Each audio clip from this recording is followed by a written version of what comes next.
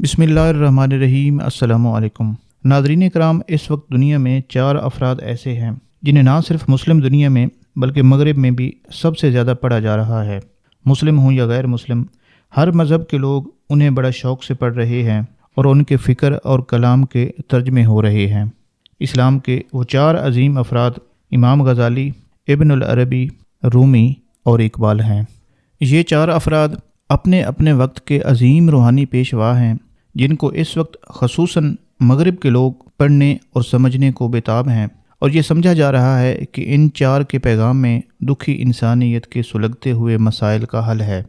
ان 4 عظیم ہستیوں میں سے ایک علامہ محمد اقبال ہیں، جو محض شاعر نہیں تھے بلکہ شاعری تو انہیں کسی بڑے مقصد کو اپنی قوم، انسانیت اور امت تک پہنچانے کے لیے الہام کی گئی تھی۔ مثنوی رومی کے مطالعہ اور کاشف اور وجدان کے ذریعے ادراک حقیقت کے بعد یہ صوفی منش آدمی صحیح معنوں میں عاشق رسول بن جاتا ہے، اور آپ کی شاعری نے مسلمانوں میں ایک انقلاب برپا کر دیا۔ آپ فرمایا کرتے تھے کہ مولانا روم نے مجھے صحیح معنوں میں اقبال بنایا، جبکہ میں ایک عام سا بندہ تھا۔ آپ مولانا روم کو اپنا روحانی پیر مانتے تھے اور انہیں پیر رومی کہتے تھے، جبکہ مولانا روم فرماتے تھے کہ مولوی ہرگز نہ شد مولائے روم، تا غلام شمس تبریزی نہ شد۔ یعنی میں ایک عام سا مولوی تھا جو درس اور تدریس کا کام کرتا تھا، پھر میرے مرشد شاہ شمس تبریز کی غلامی نے مجھے مولائے روم بنا دیا۔ شمس تبریز سے ملاقات نے مولانا روم کی دنیا ہی بدل ڈالی۔ حضرت شمس تبریز رحمۃ اللہ علیہ تبریز کے رہنے والے ایک صوفی بزرگ آدمی تھے، جو محنت مزدوری کرتے تھے، آزار بند بنتے تھے اور اس سے اپنی روزی کماتے تھے۔ حضرت مولانا روم کو مولائے روم بنانے میں شاہ شمس تبریز کی محنت شامل تھی، اور آپ کی نظر کرم نے ایک عام مولوی کو دنیا معرفت کا چمکتا ہوا ستارہ بنا دیا۔ آج کی اس ویڈیو میں ہم حضرت مولانا روم کی پیدائش، آپ کی علم و حکمت اور شاہ شمس تبریز کی غلامی تک کے تمام حالات بیان کریں گے۔ یہ بڑی ہی ایمان افروز ویڈیو ہے، اسے ضرور آخر تک دیکھیے گا، اور عشق و معرفت کے اس عظیم سمندر مولانا روم کو سمجھنے میں آپ کو اس ویڈیو سے بہت زیادہ مدد ملے گی۔ اس ویڈیو کو پلیز لائک بھی کر دیجیے گا، اس سے اس ویڈیو کی ریچ بڑھے گی اور ہمارا یہ پیغام زیادہ سے زیادہ لوگوں تک پہنچ جائے گا۔ ناظرین، مولانا روم، جنہیں مولانا رومی کے نام سے بھی یاد کرتے ہیں، ان کا اصل نام محمد لقب جلال الدین اور عرفیت مولائے روم ہے۔ نسبت کے لحاظ سے سیدنا صدیق اکبر رضی اللہ تعالی عنہ کی اولاد میں سے ہیں۔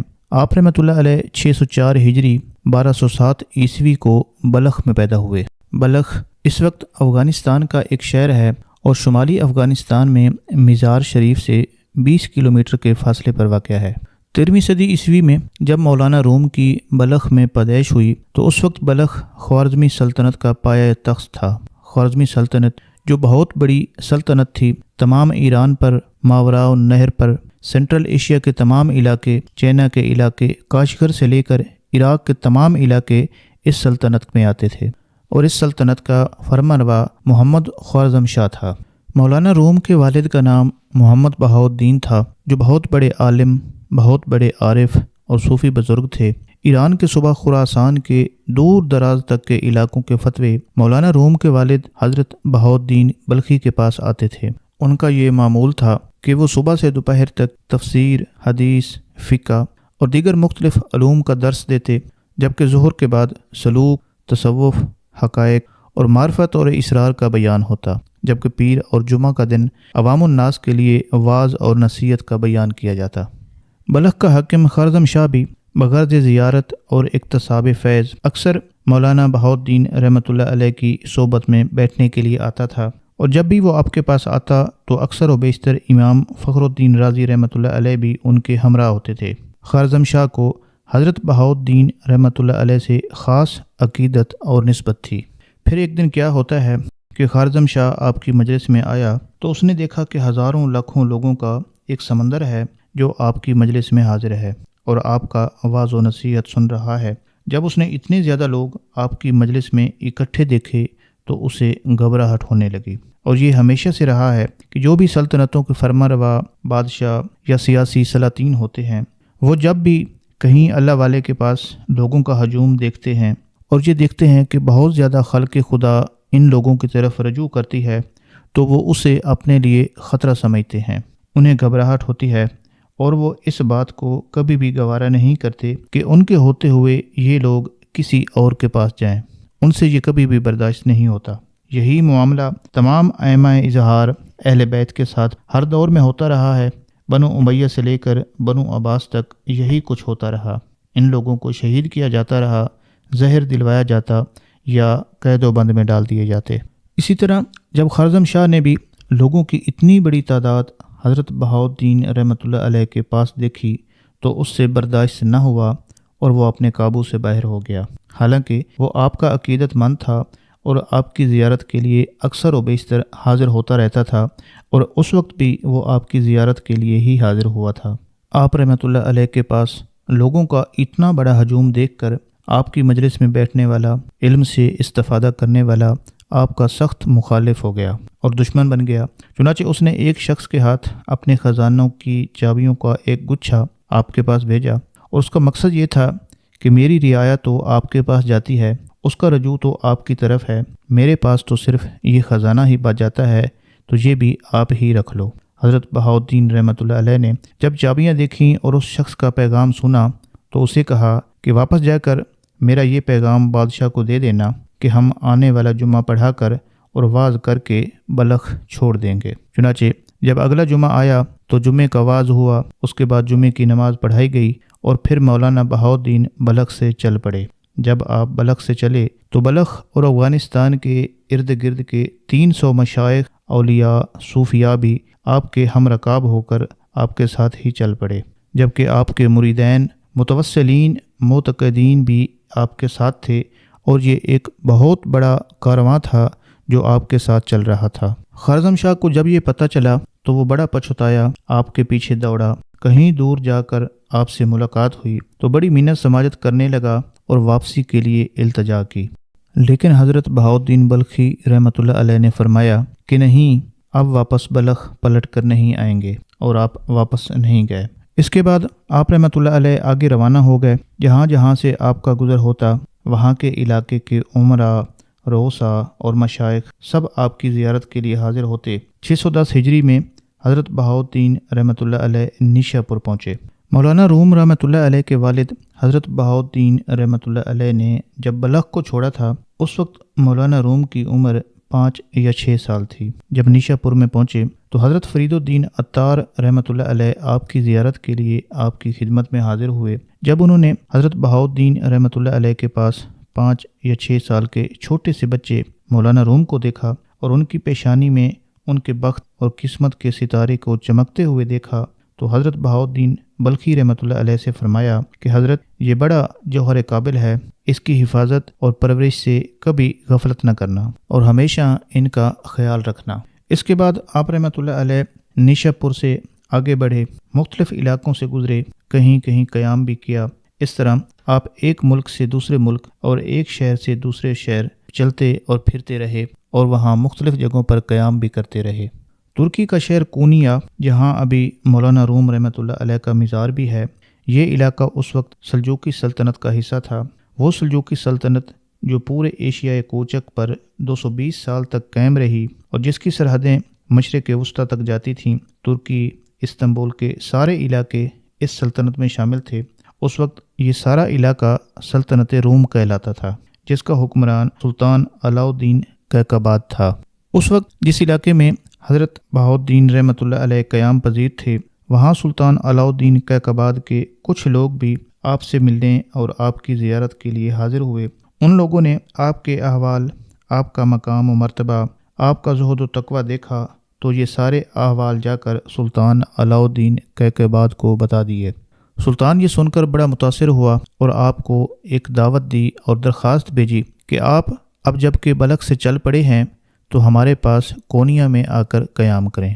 چنانچہ حضرت بہاؤالدین مولانا روم کے والد رحمۃ اللہ علیہ، جن کے ساتھ مولانا روم بھی تھے جو کہ اس وقت بچے تھے، آپ درمیان میں کونیا پہنچنے سے پہلے مختلف مقامات پر تھوڑا تھوڑا قیام فرماتے رہے، پھر آگے چلتے رہے۔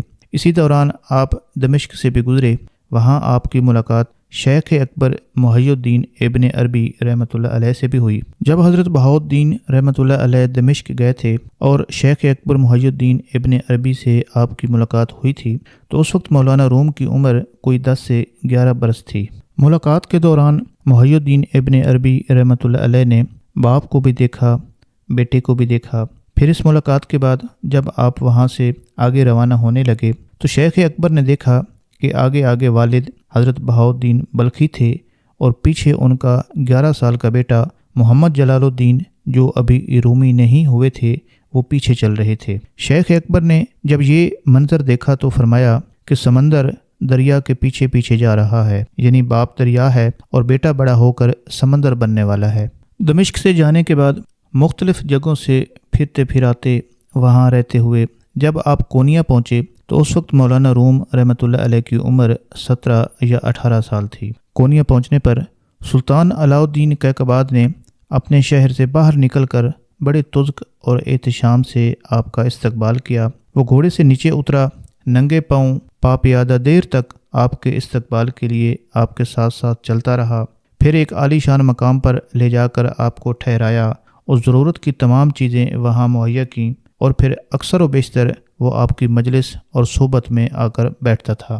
کونیا پہنچ کر حضرت بہاؤالدین رحمۃ اللہ علیہ نے وہاں اپنا مستقل قیام فرمایا۔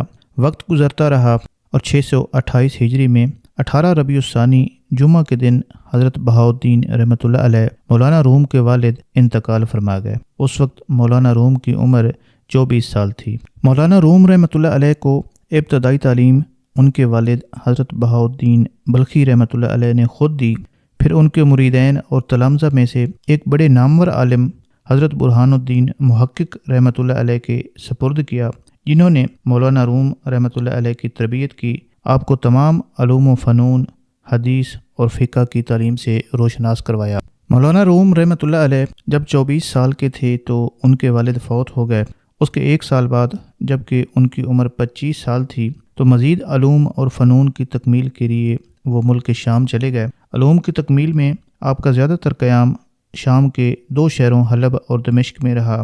وہاں پر حدیث اور فقہ کے بڑے بڑے اکابر، حفاظ، مدرس، مفتی، فقی اور ادیب، عالم اور مفسر آپ رحمۃ اللہ علیہ کے اساتذہ تھے۔ مولانا روم رحمۃ اللہ علیہ نے ان اساتذہ سے تمام علوم دینی سیکھے اور پھر واپس کونیا تشریف لے آئے۔ جب مولانا روم رحمۃ اللہ علیہ شام سے واپس کونیا پہنچے تو اس وقت آپ نہ صرف حدیث فقہ میں مہارت رکھتے تھے بلکہ تمام مذاہب کے بڑے مناظر اور عالم بھی تھے اور مختلف علوم پر بڑی مہارت رکھتے تھے۔ ذیلی علوم دینی میں اس زمانے میں مولانا روم کا کوئی بھی ہم پلہ نہیں تھا۔ دنیا بھر سے بڑے بڑے فتوے آپ رحمۃ اللہ علیہ کے پاس آتے اور لوگ آپ سے استفسار کرتے۔ کونیا میں آپ کے لیے بہت بڑا مدرسہ بنایا گیا۔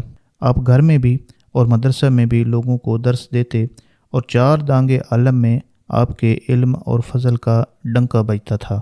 مولانا جلال الدین رومی رحمۃ اللہ علیہ فطری طور پر بھی بڑے ذہین شخص تھے۔ والد محترم کی تعلیم و تربیت اور پھر برہان الدین محقق رحمۃ اللہ علیہ کی خصوصی توجہ نے مولانا کو درجہ کمال تک پہنچا دیا تھا۔ اب آپ کا یہ عالم تھا کہ کسی علمی تقریب میں خطاب کے لیے کھڑے ہو جاتے تو لوگ پتھر کی طرح ساکت اور جامد ہوتے اور مولانا کی تقریر اس طرح سنتے کہ انہیں اپنے گرد و پیش کی خبر بھی نہ رہتی۔ جب مولانا روم علماء کی صفوں میں نمودار ہوئے اور آپ رحمۃ اللہ علیہ نے اپنے کمال کا مظاہرہ کیا تو مخلوق خدا اس قدر گرویدہ ہوئی کہ دوسرے اہل کمال کی عظمتوں کے چراغ دھندلے ہونے لگے۔ یہ بات اب علماء کی ایک جماعت کو سخت ناگوار گزری۔ پھر حسب روایت مولانا روم رحمۃ اللہ علیہ کی تحقیر کرنے کے لیے ایک خفیہ منصوبہ بھی تیار کیا گیا۔ پھر جب مولانا روم ایک عظیم الشان اجتماع سے خطاب کرنے کے لیے کھڑے ہوئے تو اچانک ایک شخص مجمع سے اٹھا اور بآواز بلند کہنے لگا کہ محترم مولانا، آپ اپنے پسندیدہ موضوع پر تو ہفتوں اور مہینوں کی تیاری کے بعد تقریر کرتے ہیں، یہ تو کوئی بڑا کمال نہیں ہے۔ اس طرح تو کوئی عام شخص بھی اپنے علم کا مظاہرہ کر سکتا ہے، پھر آپ میں کیا خوبی ہے؟ مولانا روم نے یہ سن کر بڑے تحمل سے جواب دیا کہ میں نے کبھی اپنے کمالات کا دعویٰ نہیں کیا، میں تو ایک ادنا سا طالب علم ہوں اور میری زندگی کا مقصد مخلوق خدا کی خدمت ہے۔ ویسے اگر آپ اپنی طرف سے کسی موضوع کا انتخاب کر لیں تو میں اس موضوع پر بھی تقریر کرنے کی کوشش کروں گا۔ مولانا کا یہ جواب سن کر ہزاروں انسانوں کے مجمع پر گہرا سکوت چھا گیا۔ وہ شخص اب کی بار دوبارہ اٹھا اور منصوبے کے مطابق اس نے کہا کہ مولانا آج آپ سورہ والضحیٰ کی تفسیر بیان کریں گے۔ یہ کہہ کر وہ شخص اپنی نشست پر بیٹھ گیا۔ اس شخص کا خیال یہ تھا کہ مولانا جلال الدین رومی رحمۃ اللہ علیہ کسی فی البدی موضوع پر تقریر کرنے سے عاجز رہیں گے اور پھر ہزاروں انسانوں کی موجودگی میں ان کی محترم شخصیت ایک تماشا بن کر رہ جائے گی۔ ایک لمحے کے لیے مولانا روم رحمۃ اللہ علیہ کے ہونٹوں پر ہلکا سا تبسم ابھرا، پھر آپ نے اپنے اللہ کی کبریائی بیان کی اور حضور اکرم صلی اللہ علیہ وآلہ وسلم پر درود و سلام بھیجا۔ اس کے بعد انسانی ہجوم سے مخاطب ہوئے۔ قرآن کریم کی اس سورہ مقدسہ میں استعمال ہونے والا پہلا حرف واو ہے۔ آج میں اسی حرف مقدس کی تشریح کروں گا۔ یہ کہہ کر مولانا روم رحمۃ اللہ علیہ نے اپنی تقریر کا آغاز کیا اور پھر مسلسل 6 گھنٹے تک صرف اس بات کی وضاحت کرتے رہے کہ اللہ تعالیٰ نے سورہ والضحیٰ میں حرف واو کیوں استعمال کیا ہے۔ پورے مجمع پر سناٹا طاری تھا اور ایسا محسوس ہو رہا تھا کہ جیسے مولانا روم کی زبان مبارک سے علم کا سمندر ابل رہا ہے جس کی تیز موجوں میں آج سب کچھ بہہ جائے گا۔ ابھی آپ رحمۃ اللہ علیہ کی تقریر ختم ہونے بھی نہیں پائی تھی کہ وہی شخص اپنی جگہ سے دیوانہ وار اٹھا اور اس نے مولانا روم کے قدموں پر سر رکھ دیا۔ واللہ آپ عظیم ہیں، آج پورے روم میں آپ کا کوئی ثانی موجود نہیں ہے۔ یہاں کے لوگ آپ کے علم اور فضل سے حسد رکھتے ہیں۔ میں بھی اسی لعنت کا شکار ہو گیا تھا، خدا کے لیے اب مجھے معاف فرما دیجیے۔ مولانا روم رحمۃ اللہ علیہ نے اس شخص کو اٹھا کر اپنے گلے سے لگایا، پھر ان لوگوں کی طرف اشارہ کرتے ہوئے فرمایا جو آپ کے خلاف در پردہ سازشیں کر رہے تھے۔ آپ کہنے لگے کہ میں ہر اس شخص کو معاف کرتا ہوں جو مجھ سے بے سبب عداوت رکھتا ہے۔ اللہ ان کے سینوں میں بھڑکتی ہوئی آتش حسد کو ٹھنڈا کر دے اور انہیں اپنے علم اور کرم سے ہدایت بخشے۔ مولانا رحمۃ اللہ علیہ کی اعلیٰ ظرفی کا یہ ایک عظیم الشان مظاہرہ تھا جس نے بے شمار لوگوں کو آپ کا مزید عقیدت مند بنا دیا۔ جب مولانا روم رحمۃ اللہ علیہ کی ظاہری تعلیم و تربیت کے تمام مراحل مکمل ہو چکے تھے، آپ کی شہرت اور محبوبیت میں بھی مسلسل اضافہ ہو رہا تھا۔ عوامی حلقوں سے لے کر عمرائے وقت تک سب آپ کا بے حد احترام کرتے تھے، لیکن مولانا روم کو اپنی زندگی میں ایک خلا سا محسوس ہوتا تھا۔ اکثر تنہائی میں آپ اپنی اس محرومی کا اظہار بھی فرماتے تھے اور کہتے تھے کہ میں آج بھی پیاسا ہوں اور یہ پیاس نہ جانے کب تک برقرار رہے گی۔ مولانا روم کے بے تکلف دوست آپ سے اس پیاس کا مفہوم پوچھتے تو آپ بے اختیار فرماتے کہ میں خود بھی نہیں جانتا کہ یہ کیسی پیاس ہے۔ مولانا روم رحمۃ اللہ علیہ کی یہ پیاس اسی طرح برقرار تھی کہ دوسری طرف حضرت شمس الدین تبریز رحمۃ اللہ علیہ جو کہ ایران کے شہر تبریز کے رہنے والے تھے، بڑے عاشق و صادق اور عارف شخص تھے۔ وہ حضرت شیخ بابا کمال الدین جندی رحمۃ اللہ علیہ کے مریدین میں سے تھے۔ ایک روایت یہ ہے کہ سلطان شمس الدین تبریز رحمۃ اللہ علیہ نے جب مقامات معرفت، زہد و سلوک، تصوف اور عشق و معرفت کی تکمیل حاصل کر لی تو ان کے شیخ نے حضرت شمس تبریز سے فرمایا کہ شمس تبریز، روم چلے جاؤ، جہاں ایک دل سوختہ جس کا دل یاد الہی میں جل رہا ہے وہ آپ کا انتظار کر رہا ہے۔ روم جاؤ اور اس شخص کی پیاس بجھاؤ۔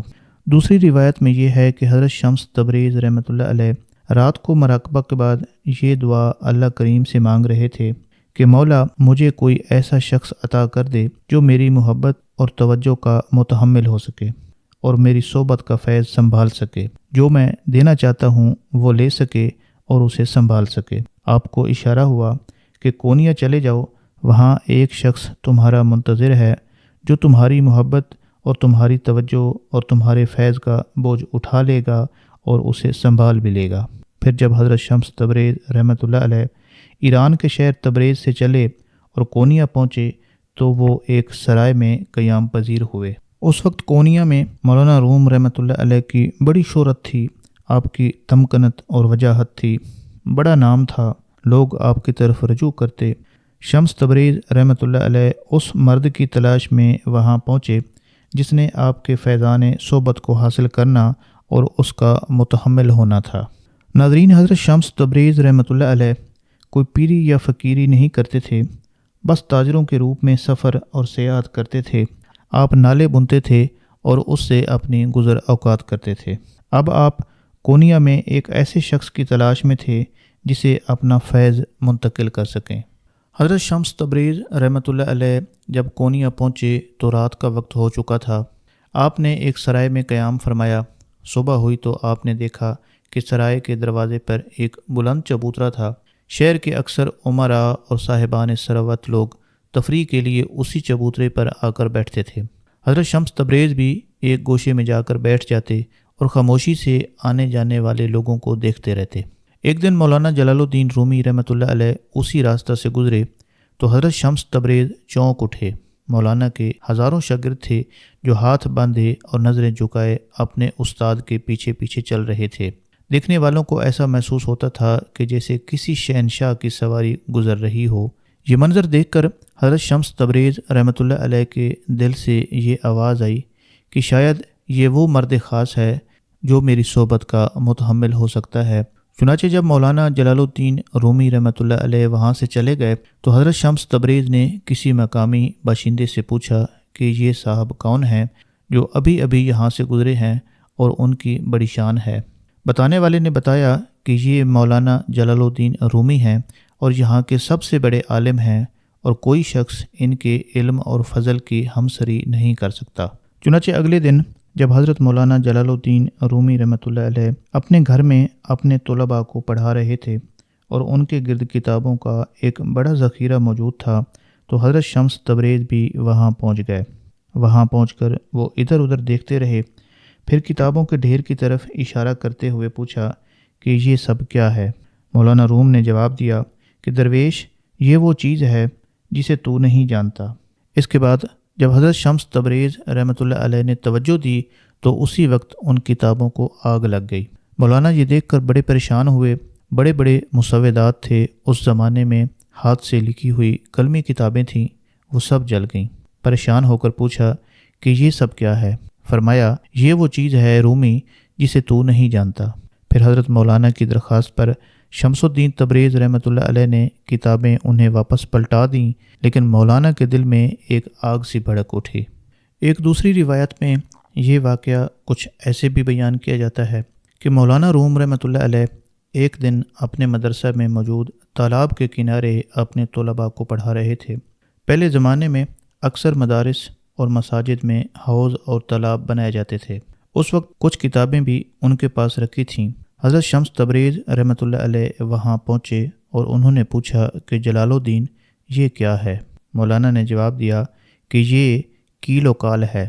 پھر مولانا روم جب وہاں سے کسی کام کے لیے اٹھے تو حضرت شمس تبریز رحمۃ اللہ علیہ نے وہ ساری کتابیں اٹھائیں اور تالاب میں پھینک دیں۔ قیمتی نسخے اور مسودات کی ساری سیاہی پانی میں گھل گئی۔ جب طلباء نے یہ دیکھا تو وہ چیخے اور ایک ہنگامہ کھڑا ہو گیا۔ مولانا رحمۃ اللہ علیہ کو بھی خبر ہوئی تو وہ بھی وہاں پہنچے۔ اپنے جذبات پر بڑا ضبط کر کے پوچھا کہ یہ کیا ہے؟ حضرت شمس تبریز رحمۃ اللہ علیہ نے فرمایا کہ وہ کیل و کال تھا، یہ عالم حال ہے۔ اب یہاں سے مولانا عالم حال کی دنیا میں داخل ہو گئے۔ مولانا کہنے لگے کہ یہ کتابیں تو بڑی نایاب تھیں، سب پانی میں ضائع ہو گئیں۔ حضرت شمس تبریز رحمۃ اللہ علیہ نے فرمایا کہ غم نہ کرو، تمہاری کتابیں تمہیں واپس مل جائیں گی۔ یہ کہہ کر آپ پانی کے تالاب میں اتر گئے اور کتابیں نکال کر مولانا کو دینے لگے۔ حضرت شمس تبریز رحمۃ اللہ علیہ ایک ایک کتاب کو نکالتے اور جب اسے جھاڑتے تھے تو بجائے پانی کے کتابوں سے گرد نکلتی تھی۔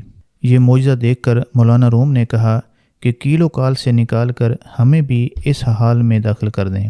پھر مولانا روم جب اس حال میں داخل ہوئے تو پڑھانا چھوڑ دیا، درس بند کر دیا، فتویٰ نویسی بند ہو گئی اور حال میں ایسے داخل ہوئے کہ سلطان العاشقین بنے۔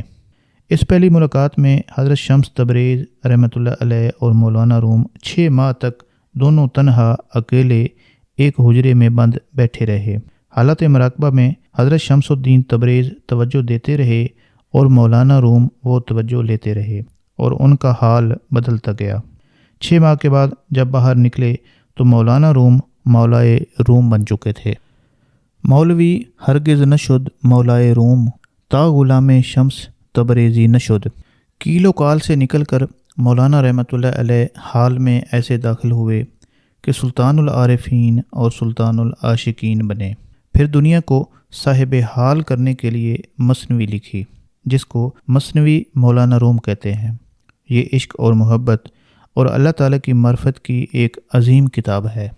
مثنوی مولانا روم وہ عظیم کتاب ہے جس نے مولانا روم کو آج تک زندہ رکھا ہوا ہے اور جس کی شہرت اور مقبولیت نے ایران کی تمام تصانیف کو پیچھے چھوڑ دیا ہے۔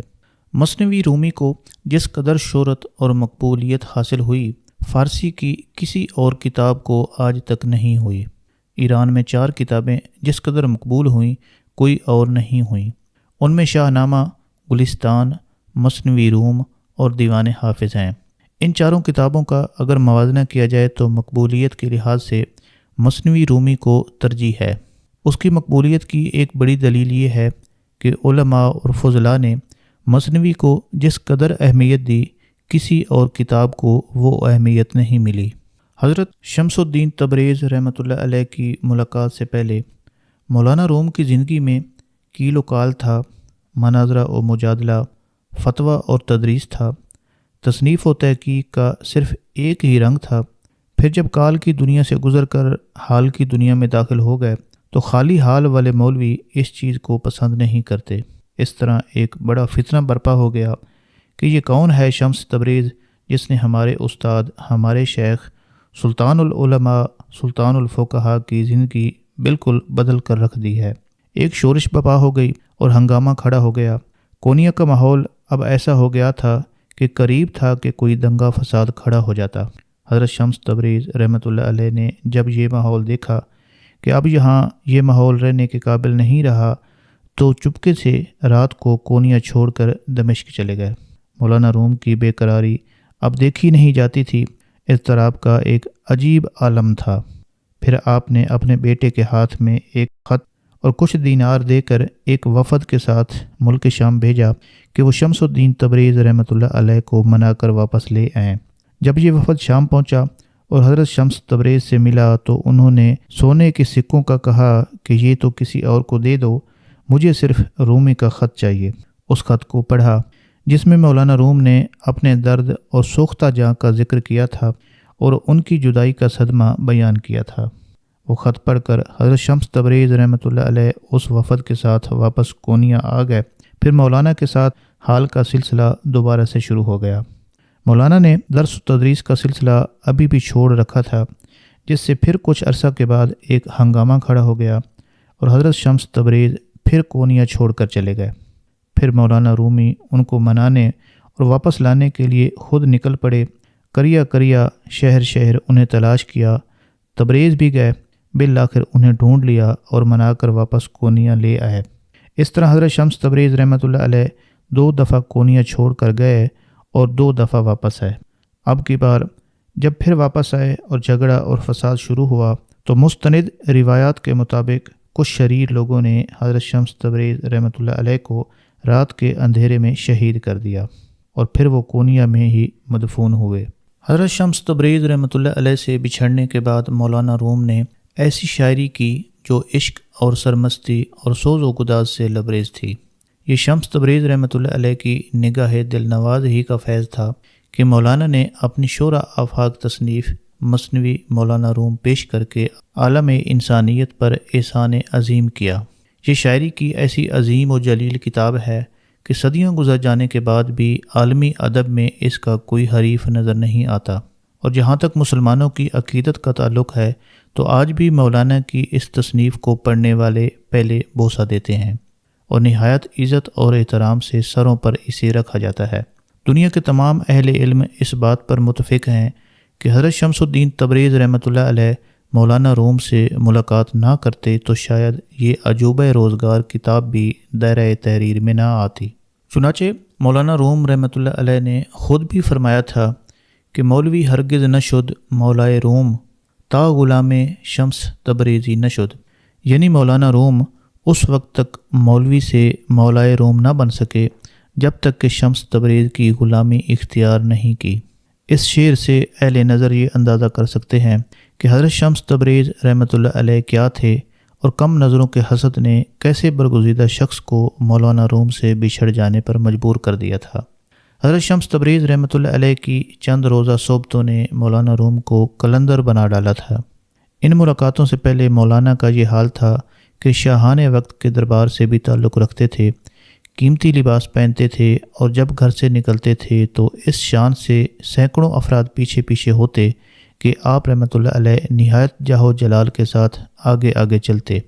اگر کوئی اجنبی یہ منظر دیکھ لیتا تو یہی سمجھتا کہ کوئی حاکم اپنے تمام تر جلال و جبروت کے ساتھ گزر رہا ہے، مگر جس دن سے حضرت شمس تبریز کی غلامی اختیار کی تو آپ کی دنیا ہی بدل گئی۔ ریاضت اور مجاہدہ اس قدر بڑھا ہوا تھا کہ کسی مرید یا خادم نے مولانا روم کو شب خوابی کے لباس میں نہیں دیکھا، یہاں تک کہ تکیہ اور بستر بھی نہیں ہوتا تھا۔ اگر نیند غالب آ جاتی تو بیٹھے بیٹھے سو جاتے۔ اکثر روزہ رکھتے تھے۔ آج کوئی شخص مشکل سے اس بات پر یقین کرے گا کہ مولانا روم پانی سے افطار کر لیا کرتے تھے اور مسلسل 10-20 دن تک کچھ نہیں کھاتے تھے۔ اذان ہوتی تو فوراً قبلے کی طرف مڑ جاتے اور چہرہ مبارک کا رنگ بدل جاتا۔ نماز میں اتنے مستغرق ہوتے کہ گرد و پیش کی خبر نہ رہتی۔ خادموں نے بارہا اپنی آنکھوں سے یہ منظر دیکھا کہ عشاء کے بعد نماز کی نیت باندھی تو 2 رکعتوں میں ہی صبح ہو گئی۔ ایک بار سخت سردی کا موسم تھا، مولانا روم رحمۃ اللہ علیہ نماز کے دوران رونے لگے اور یہاں تک روئے کہ داڑھی اور سینہ آنسوؤں سے تر ہو گیا۔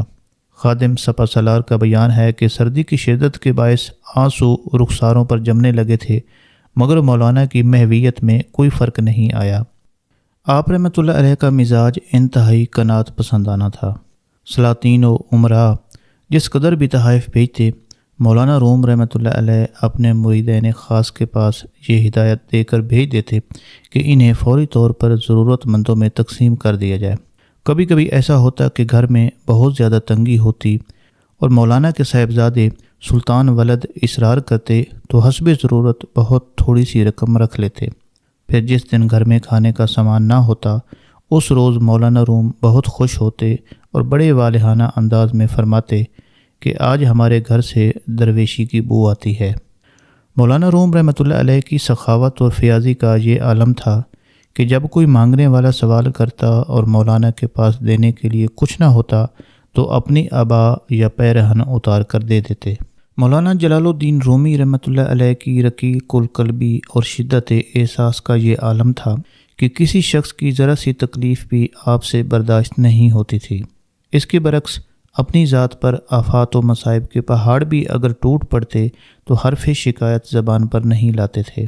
ایک بار شدید سردی پڑ رہی تھی، مولانا روم کسی کام سے اپنے خلیفہ حسام الدین چلپی رحمۃ اللہ علیہ کے مکان پر تشریف لے گئے۔ رات بہت زیادہ گزر چکی تھی۔ مولانا جب وہاں پہنچے تو حسام الدین کے گھر کے تمام دروازے بند ہو چکے تھے۔ اگر مولانا چاہتے تو نصف شب کے بعد بھی اس مکان پر دستک دے کر اہل خانہ کو بیدار کر سکتے تھے، اور آپ کا یہ عمل حسان الدین کے لیے باعث شرف ہوتا، لیکن مولانا روم نے دروازہ نہیں کھٹکھٹایا اور نہ ہی کسی کو آواز دی۔ رات بھر کھلے آسمان کے نیچے کھڑے رہے اور برف گر گر کر سر پر جمتی رہی۔ صبح جب حسان الدین کے ایک خادم نے دروازہ کھولا اور مولانا کو اس حالت میں باہر کھڑے ہوئے دیکھا تو اس کے ہوش اڑ گئے۔ وہ بدحواسی کے عالم میں مکان کے اندر گیا اور حسام الدین کو خبر دی۔ مولانا روم کے خلیفہ ننگے پاؤں بھاگتے ہوئے باہر آئے اور پیر و مرشد کے قدموں پر سر رکھ کر رونے لگے۔ مولانا نے انہیں اٹھا کر اپنے گلے سے لگایا اور بہت دیر تک تسلی دیتے رہے۔ جب حسان الدین کے آنسو رک گئے تو فرمایا کہ میں نے مناسب نہیں سمجھا کہ تمہاری نیند میں خلل پڑے اور میری وجہ سے دوسرے مکینوں کو بھی زحمت ہو۔ یہ واقعہ اس قدر اثر انگیز تھا کہ حسام الدین آخری سانس تک اس رات کو فراموش نہ کر سکے۔ اکثر اپنے مریدوں کو درس دیتے ہوئے فرمایا کرتے تھے کہ پیر و مرشد کا یہ عمل اس لیے تھا کہ ہم درویشی کا مفہوم سمجھ سکیں اور اپنی آنکھوں سے خدمت خلق کی زندہ تصویر دیکھ سکیں۔ شہر کونیا میں گرم پانی کا ایک چشمہ تھا۔ مولانا روم رحمۃ اللہ علیہ کبھی کبھی وہاں غسل کے لیے تشریف لے جاتے تھے۔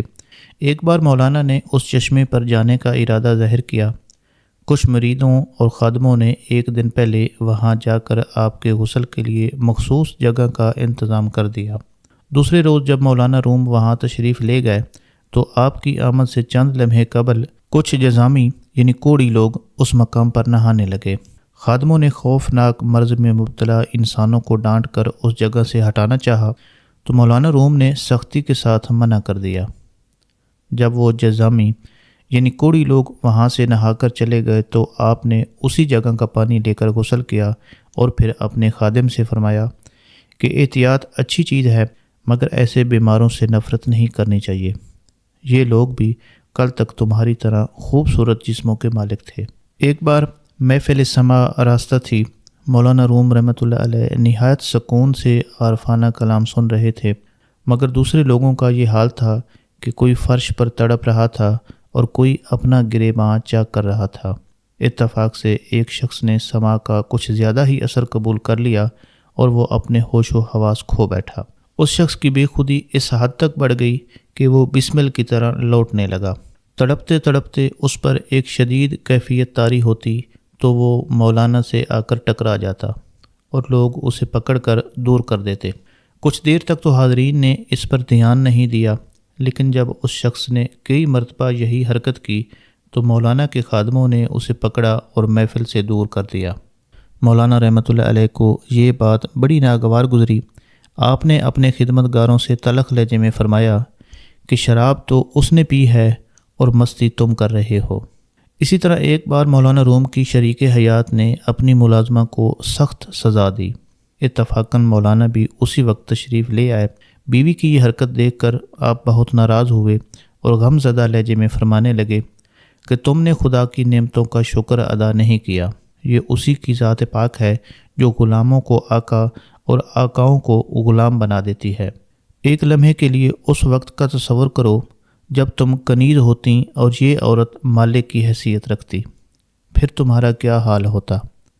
مولانا کی یہ اثر انگیز گفتگو سن کر آپ کی شریک حیات نے اس ملازمہ کو آزاد کر دیا اور پھر جب تک زندہ رہیں خادماؤں کو اپنے جیسا کھلاتیں اور پہناتیں، یہاں تک کہ ہر معاملے میں محبت سے پیش آتیں۔ مولانا روم رحمۃ اللہ علیہ کا یہ سلوک انسانوں ہی کے لیے مخصوص نہیں تھا۔ آپ تو اس بارش کی طرح تھے جو سبزہ و گل کے ساتھ پتھر کی چٹانوں پر بھی برستی ہے۔ ایک بار امیر شہر معین الدین پروانہ کے ہاں محفل سما جاری تھی۔ کسی معزز خاتون نے شرکائے مجلس کی تواضع کے لیے مٹھائی کے 2 بڑے طباق بھیجے۔ بیشتر حاضرین کلام معرفت میں کھوئے ہوئے تھے۔ اتفاق سے ایک کتا محفل میں گھس آیا اور اس نے آتے ہی طباق میں منہ ڈال دیا۔ اہل محفل میں سے کسی کی جب نظر پڑی تو اس نے بلند آواز میں کتے کو ڈانٹ کر بھگا دیا۔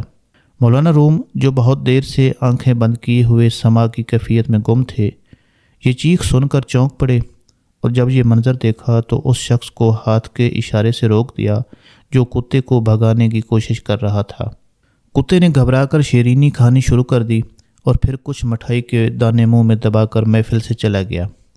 کتے کے جانے کے بعد مولانا نے فرمایا کہ اس کی بھوک تم لوگوں کے مقابلے میں تیز تھی، اس لیے مٹھائی پر بھی اس کا زیادہ حق تھا۔ ایک بار مولانا روم رحمۃ اللہ علیہ اپنے مریدوں کے ہمراہ ایک تنگ گلی سے گزر رہے تھے کہ اتفاق سے وہاں ایک کتا اس طرح سو رہا تھا کہ راستہ بند ہو گیا۔ مولانا چلتے چلتے رک گئے۔ اچانک ایک شخص جو مولانا روم کو جانتا تھا گلی کی دوسری جانب سے آ رہا تھا، اس نے مولانا کو کھڑے دیکھ کر کتے کو پتھر مارا۔ وہ چیختا ہوا وہاں سے بھاگ گیا۔ اب راستہ تو صاف ہو گیا، لیکن مولانا کے چہرے پر ان کی دلی تکلیف کے آثار صاف نظر آ رہے تھے۔ جب وہ شخص قریب آیا تو آپ نے اس سے فرمایا کہ اے بندہ خدا، تو نے ایک جانور کی دل آزاری کر کے کیا پایا؟ میں کچھ دیر اس کے جاگنے کا انتظار کر لیتا۔ مولانا روم کے مسلک میں دل آزاری گناہ عظیم تھی۔ اگر کوئی چونٹی بھی آپ کے پیروں کے نیچے آ کر کچل جاتی تو مولانا کو اس کا بھی بہت زیادہ دکھ ہوتا۔ اکثر اوقات لوگوں کا دل رکھنے کے لیے بڑے سے بڑا نقصان بھی برداشت کر لیتے۔ ایک مرتبہ مولانا روم بازار سے گزر رہے تھے کہ لوگوں نے آپ کو آتا دیکھا تو اپنی اپنی دکانوں پر احتراماً کھڑے ہو گئے۔ جب کچھ لڑکوں کی آپ پر نظر پڑی تو وہ بھاگتے ہوئے آئے اور مولانا کے ہاتھوں کو بوسہ دینے لگے۔ مولانا رحمۃ اللہ علیہ بچوں کو خوش کرنے کے لیے جواباً ان کے ہاتھ چوم لیتے۔ ایک لڑکا کسی کام میں مشغول تھا، اس نے چلا کر کہا کہ مولانا ابھی جائیے گا نہیں، میں ذرا کام سے فارغ ہو جاؤں۔ مولانا نے اس کی آواز سنی تو مسکرانے لگے۔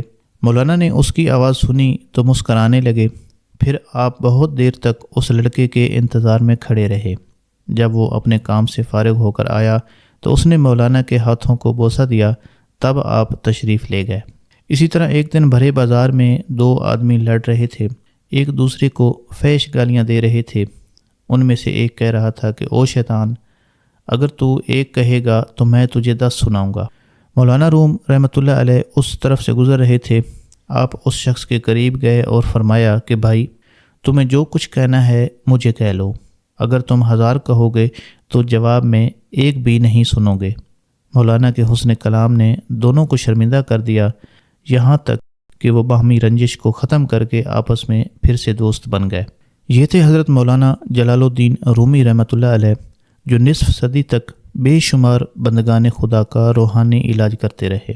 مگر یہ قدرت کا ایک عجیب نظام ہے کہ وقت معلوم پر بیماروں کی طرح مسیحا بھی دنیا سے رخصت ہو جاتا ہے، اور اب وہی سنگین وقت نزدیک آ چکا تھا۔ یہ 670 ہجری کا واقعہ ہے۔ ایک دن کونیا میں زبردست زلزلہ آیا، لوگ خوف و دہشت سے چیخنے لگے۔ پھر مسلسل 40 دن تک زلزلے کے جھٹکے محسوس کیے جاتے رہے۔ شہر میں ایک قیامت سی برپا تھی۔ کونیا کے کسی باشندے کو بھی اپنی زندگی کا بھروسہ نہیں تھا کہ کب زمین میں شگاف پڑے اور وہ اپنے ساز و سامان کے ساتھ ملک عدم روانہ ہو جائے۔ اس مسلسل اذیت ناک صورتحال سے گھبرا کر اہل شہر مولانا کی خانقاہ میں حاضر ہوئے اور آپ سے دعا کی درخواست کرنے لگے۔ مولانا نے حسب عادت دل نواز تبسم کے ساتھ فرمایا کہ زمین بھوکی ہے، لقمہ تر چاہتی ہے، انشاءاللہ اسے اپنے مقصد میں کامیابی حاصل ہوگی۔ پھر لوگوں کو تسلی دیتے ہوئے کہا کہ کوئی شخص ہراساں نہ ہو، جس پر گزرنا ہے گزر جائے گی۔ انسانی ہجوم مطمئن ہو کر اپنے گھروں کو چلا گیا۔ مولانا کے اس ارشاد کے بعد ہی زلزلہ تھم گیا۔ شہر کونیا کی گم شدہ رونق واپس لوٹ آئی، مگر دوسرے دن ایک خبر نے لوگوں سے یہ ساری خوشیاں چھین لیں۔ مولانا روم رحمۃ اللہ علیہ اچانک شدید بیماری کا شکار ہو گئے۔ پورا شہر عیادت کے لیے امڑ آیا۔ بہترین طبیبوں نے علاج کیا، لیکن مرض لہجہ بہ لہجہ بڑھتا گیا۔ مریدوں اور خادموں نے رو رو کر کہا کہ آپ کی دعاؤں سے بے شمار مریضوں نے صحت پائی ہے، آج آپ ہماری خاطر اپنی صحت کے لیے بھی دعا فرمائیے۔ مولانا نے عقیدت مندوں کی ایک گفتگو سنی تو اپنا منہ دوسری طرف پھیر لیا۔ حاضرین سمجھ گئے کہ وقت قریب آ پہنچا ہے، اور پھر ایسا ہی ہوا۔ دوسرے دن غروب آفتاب سے ذرا پہلے مولانا روم رحمۃ اللہ علیہ اپنے خدا کی وحدانیت اور خاتم النبیین صلی اللہ علیہ وآلہ وسلم کی رسالت پر گواہی دیتے ہوئے اس دنیا سے رخصت ہو گئے۔ کونیا میں گھر گھر میں صف ماتم بچھ گئی۔ ہزاروں انسانوں نے شدت غم میں اپنے گریبان پھاڑ ڈالے۔ جنازہ اٹھا تو انسانوں کا ایک سیل رواں تھا جو اپنے روحانی پیشوا کو آہوں اور اشکوں کی آخری بار نظر پیش کرتا ہوا قبرستان کی طرف جا رہا تھا۔ بادشاہ وقت بھی جنازہ میں شریک تھا۔ میت کے آگے سینکڑوں عیسائی اور یہودی بھی انجیل اور توریت مقدس کی آیات پڑھتے ہوئے چل رہے تھے۔ ان غیر مسلموں کی آنکھیں اشکبار تھیں اور ہونٹوں پر جاگ گداز نوحے تھے۔ بادشاہ نے ان عیسائیوں اور یہودیوں کی یہ حالت دیکھ کر پوچھا کہ تمہیں مولانا سے کیا نسبت تھی؟ جواب میں عیسائیوں اور یہودی علماء نے کہا کہ یہ تمہاری طرح ہمارا بھی محبوب ہے۔ مولانا روم کی عظمت کی یہ ایسی دلیل تھی جسے جھٹلایا نہیں جا سکتا۔ انہیں زیر زمین سوئے ہوئے صدیاں گزر گئیں، مگر آج بھی یوں محسوس ہوتا ہے کہ جیسے وہ زندہ ہیں۔ شاعر مشرق علامہ محمد اقبال رحمۃ اللہ علیہ ذہنی اور روحانی اعتبار سے آخری سانس تک مولانا رحمۃ اللہ علیہ کے زیر اثر رہے، یہاں تک کہ علامہ نے مرد جلیل کو پیر روم کہہ کر پکارا اور ہمیشہ اس روحانی شاگردی پر نازاں رہے۔ مولانا روم رحمۃ اللہ علیہ 66 سال کی عمر میں 1273 عیسوی بمطابق 672 ہجری میں انتقال فرما گئے۔ ترکی میں مولانا روم کا مزار ایک میوزیم کی صورت میں موجود ہے جس کا رقبہ 18,000 مربع میٹر ہے، جو درگاہ حضرت مولانا، مسجد، درویشوں کے کمرے، لائبریری، تبرکات کے کمرے، سماع ہال وسیع لان، صحن باغیچہ اور دفاتر پر مشتمل ہے۔ قافلہ سالار عشق حضرت مولانا جلال الدین رومی رحمۃ اللہ علیہ نے شہر کونیا کو اپنا دائمی مسکن بنایا، جو ترکی کے مشہور تاریخی شہر استنبول سے 665 کلومیٹر کے فاصلے پر واقع ہے۔ حضرت مولانا رومی رحمۃ اللہ علیہ فرماتے ہیں کہ کونیا شہر کو ہم نے مدینۃ الاولیاء کا لقب دے دیا ہے۔ اس شہر میں ولی پیدا ہوتے رہیں گے۔ ترکی کے اسی خوبصورت اور دلکش شہر میں حضرت مولانا جلال الدین رومی رحمۃ اللہ علیہ کا مزار مبارک موجود ہے۔ حضرت مولانا جلال الدین رومی رحمۃ اللہ علیہ کا مزار مبارک خوبصورت اور دلکش ڈیزائن کے لحاظ سے ایک منفرد مزار مبارک ہے۔ ظاہری خوبصورتی اور جہ و جلال کے علاوہ انوار و تجلیات کے بھی کیا کہنے۔ حضرت مولانا روم کے مزار مبارک کے ایک حصے میں شیشے کی ایک الماری میں حضرت مولانا کے تبرکات محفوظ ہیں، جن میں حضرت مولانا کا لباس مبارک، حضرت مولانا کی جائے نماز، کندھے پر ڈالنے والا رومال، مولانا کی 3 ٹوپیاں اور 2 عدد جبے سر فہرست ہیں۔ کونیا میں آپ رحمۃ اللہ علیہ کا مزار آج بھی عقیدت مندوں کا مرکز ہے۔ مولانا روم رحمۃ اللہ علیہ 13ویں صدی عیسوی کے مشہور صوفی بزرگ ہیں۔ مثنوی رومی، فی مافی اور دیوان شمس تبریز ان کی معروف کتب ہیں۔ مولانا جلال الدین رومی رحمۃ اللہ علیہ کا سلسلہ اب تک قائم ہے۔ ان کے فرقے کے لوگ جلالیہ کہلاتے ہیں۔ چونکہ مولانا کا لقب جلال الدین تھا، اس لیے ان کے انتساب کی وجہ سے یہ نام مشہور ہوا۔ آج کل ایشیائے کوچک، شام، مصر اور قسطنطنیہ میں اس فرقے کو لوگ مولویہ کہتے ہیں۔ دوسری جنگ عظیم سے قبل بلکان، افریقہ اور ایشیا میں مولوی طریقت کے پیروکاروں کی تعداد 1 لاکھ سے زائد تھی۔ یہ لوگ نمد کی ٹوپی پہنتے ہیں جس میں جوڑ یا درز نہیں ہوتی۔ مشائخ اس ٹوپی پر امامہ باندھتے ہیں۔ خرقہ یا کرتا کی بجائے ایک چٹلہ دار پاجامہ ہوتا ہے۔ ذکر و شکل کا طریقہ یہ ہے کہ حلقہ باندھ کر بیٹھتے ہیں۔ ایک شخص کھڑا ہو کر ایک ہاتھ سینے پر اور ایک ہاتھ پھیلائے ہوئے رقص شروع کرتا ہے۔ رقص میں آگے پیچھے بڑھنا یا ہٹنا نہیں ہوتا، بلکہ ایک ہی جگہ جم کر متصل چکر لگائے جاتے ہیں۔ سماع کے وقت دف اور نئے بھی بجاتے ہیں۔ اللہ تعالیٰ مولانا روم پر ہزارہا رحمتیں اور برکتیں نازل کرے اور ان کے صدقے میری اور آپ سب سننے والوں کی بھی مغفرت کرے، آمین یا رب العالمین۔ آج کے لیے اتنا ہی تھا، ملتے ہیں ایک اور ویڈیو کے ساتھ۔ اپنا بہت سا خیال رکھیے گا۔ اللہ حافظ۔